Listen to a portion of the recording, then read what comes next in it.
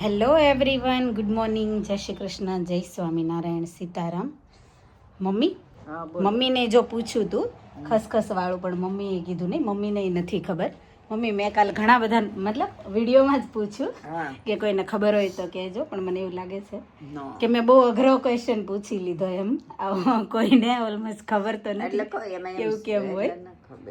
મમ્મીનું કહેવાનું એમ છે એમ કે કાલામાંથી થાય ને, કાલામાંથી અફીણ હોય એના કાલા આવે, કાલામાંથી થાય એટલે એ ભગવાનને નથી એમ વાલા એમ. શંકર ભગવાનને તો અફીણ વાળું હોય પણ ખસખસ નથી વાલા. હવે ખસખસ નું કઈક હશે એમ. હા કઈક તો હશે, તો હોય ને ચડાવતા હોય ને લાડવાના ક્યાંક તો રીઝન હશે. એટલે મમ્મીનું કહેવાનું એમ જ છે કે ઇન્ડિયા જ્યારે કોણ ઓલા પૂજારીને એ લોકો એવું કે ને, એમ તમે કહેતા ને. હા ઈ ને વાતું થતી હોય એમ કે. અને આમ તો ખબર છે અમને પહેલેથી, બાની કોઈ દે નથી જે સરાઈ તે થાળ ધરાવા લઈ જાય, પણ ઈ લાડવા ન સડાવે લાડુ. હા તો એવું છે. કાલના હોવાના તો મેં કીધું તમે હા લ્યો આપો. તો જો કાલના વિડીયોનો એક ક્વેશ્ચન તો છે ને, મને લાગે બહુ અઘરો પૂછાઈ ગયો, કેમ કે એવું લાગે છે કે એની છે ને કોઈને આઈડિયા નથી કે ખસખસનું આવી રીતે કેમ હશે એમ. કેમ કે મેં બહુ બધી જગ્યાએ વાંચેલું છે, પણ એનું કારણ શું હોય ને એ નહોતી ખબર મને. મને એવું થયું ચાલો તમારા લોકો પાસેથી જાણું, પણ મે બી તમને લોકોને ખબર નથી, આઈડિયા નથી, એનો મમ્મીને નથી ખબર. તો કોઈ વાંધો નહીં, ક્યારેક ખબર પડી જશે, ક્યારેક આપણે એવું કંઈક વાંચશું કે કોઈના થ્રુ સાંભળશું, તો જ્યારે ખબર પડશે ત્યારે વળી પાછું છે ને ચોક્કસ શેર કરીશ, વાતો કરશું કે કેમ એવું હોય, જાણવા મળ્યું છે, આ રીઝન છે, આમ તેમ એમ. ચાલો તો ફિલહાલ તો આપણે લાગી જઈએ કામ ઉપર. આપણા રોજના જો સવારનું થોડું થોડું કામ પતતું જાય છે ધીમે ધીમે. એમ તો 11:30 થઈ ગયા છે, જો 11:26. બેઝિક કામ પૂરું કરી આપણું છે ને બપોરનું ને થોડું ક્લિનિંગ ને એવું હજી બાકી છે, તો એ ધીમે ધીમે આજ થયા કરશે. આજે ઓફ છે ને તો થોડી શાંતિ છે, ને અંદર જોબ પર જવાનું હોય ને તો કેવું કે અમુક જે કામ હોય ને એની દોડાદોડી સવારમાં થઈ જાય. એટલે જો મમ્મીને એ લોકો ગયા છે એના ગ્રુપ સાથે થોડી વાર માટે આંટો મારવા, થોડું ચલાઈ જાય એ લોકોને. અને બપોરે બનાવો છે ફરાળી હાંડવો, તો મમ્મીની ગયા છે ત્યાં લીડલ ને એ છે, તો કીધું તમે થોડી વસ્તુ લેતા આવજો એમાં નાખવાનું, વેજીટેબલ ને એવું. તો એ લોકો લઈને આવે ને ત્યાં સુધીમાં આપણે આપણું થોડું સફાઈ અભિયાન પૂરું કરી દઈએ.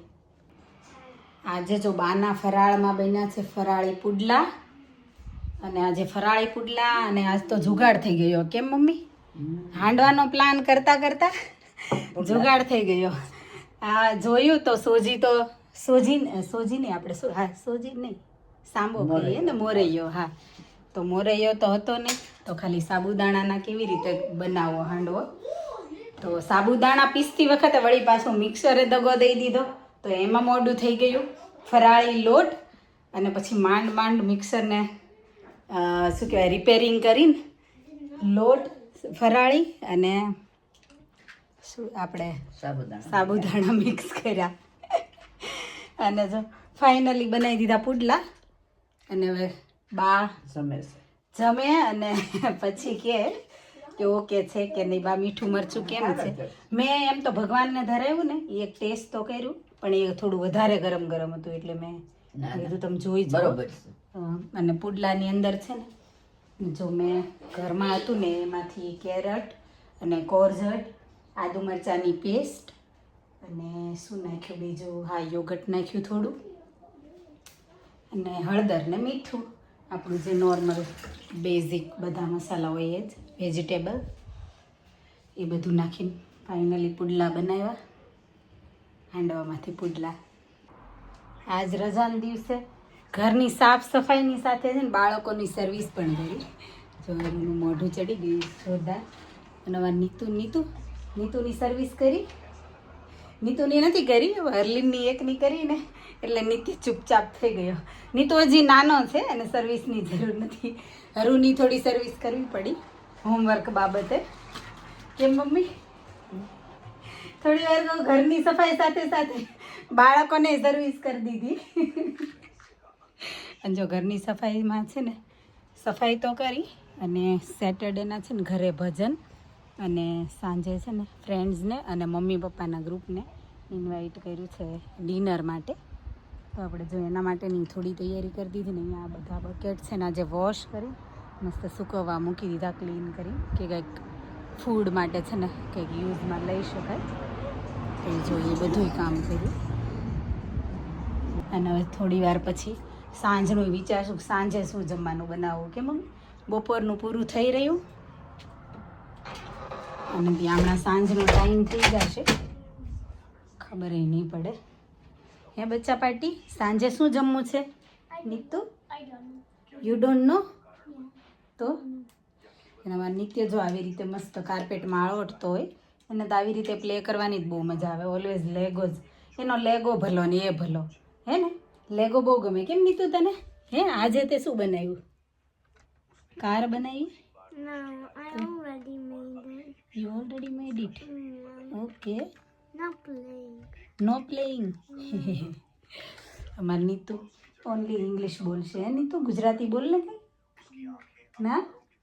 નિત્ય શીખી જશે ધીમે ધીમે ગુજરાતી. બા દાદા રેગ્યુલર આવશે ને એટલે એની પાસેથી અર્લીની પહેલાં ઇંગ્લિશ જ બોલતી, પછી મમ્મીની લોકો પાસેથી ગુજરાતી શીખીને હવે પ્રોપર આપણું કાઠિયાવાડી ગુજરાતી બોલે છે.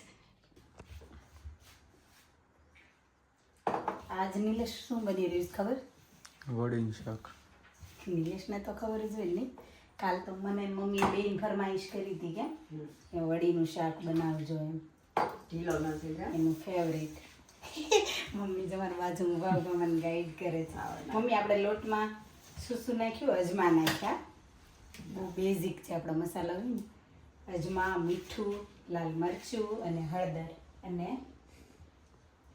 લોટ. આજનું વડીનું શાક છે ને મમ્મીના ઇન્સ્ટ્રક્શન પ્રમાણે બને છે. તો મમ્મીએ જો વઘાર માટે મને આટલી વસ્તુ રેડી કરાવી છે. લીમડો અને લસણ, અહીંયા છે તજ અને લવિંગ અને રાઈ, જીરું અને હિંગ. આટલી વસ્તુ આવશે વઘારમાં, હે ને મમ્મી? જો અહીંયા છાશનો મસ્ત વઘાર કરી દીધો અને ઉપરથી જરૂરિયાત પ્રમાણે આપણે મીઠું, હળદર, મરચું અને ધાણા જીરું પાછું એડ કર્યું ને. આનું પાણી અને છાશનો જેટલી ક્વોન્ટિટી હતી એ પ્રમાણે કરવું જ પડે ને કા મમ્મી? ને તો પછી ટેસ્ટ ન આવે. કેમ? આજ તો મમ્મીના રેસીપી પ્રમાણેનું નિલેશને મળશે વડીનું શાક ખાવા, અમને બધાને, નિલેશને જ નહીં. કેટલો મસ્ત દેખાવમાં જ લાગે છે નહીં? જો મમ્મીનું કહેવાનું એમ છે કે આમાં છે ને પ્રોપર ઉફાળો આવવા દેવો પડે, એકદમ બરાબર ચડી જાય ને પછી જ આપણે પડાય, નહીંતર ચોંટી જાય નહીં. તો હવે જો રેડી થઈ ગયું છે એકદમ આ. અને હવે આમાં વડી પાડવાની શરૂઆત કરીશું. નોર્મલી તો ઓલો જે જારો આવે ને એનાથી વડી પડે, પણ અમારી પાસે જારો નથી ને તો અમે આ જુગાડ કર્યો છે, આનાથી અમે પાડીશું. હે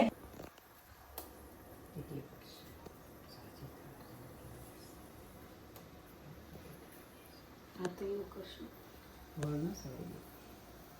સીધી જ રાખો, થોડી કટ કરી દો.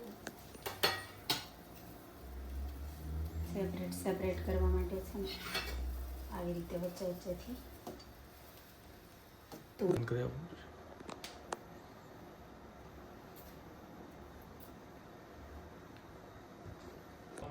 વડીનું શાક ને જો નર્લિંગ કે શું કહેતી હતી યાર તું? It looks like spaghetti in a school. Okay, આજ એ તો વિદેશી સ્પગેટી છે, આ આપણી દેશી સ્પગેટી છે. હે ને? અને કેટલી ટેસ્ટી દેખાય છે ને, યમી. આફ્ટર 15-20 મિનિટ જો મસ્ત થિકનેસ આવી ગઈ આમાં અને વડી એકદમ સરસ છૂટી છૂટી છે. અને દહીં એટલું છે ને ખાટું નહોતું તો મેં આમાં અડધું લીંબુ એડ કર્યું તો એકદમ મસ્ત ખાટું થઈ ગયું શાક. આ થોડું ખટુંગરું હોય ને તો વધારે ટેસ્ટી લાગે. તો જો એકદમ જોયામાં જેટલું નાઇસ થઈ ગયું ને યારું. અને હવે તો ટેસ્ટ કર્યું તને ભાઈ? મજા આવી ને? ટેસ્ટી દેશી સ્પગેટી, મજા આવી ને? Yeah, that's what I was saying. અને જો નિયરલી આપણું શાક રેડી થઈ ગયું, શાક અને સાથે ભાખરી.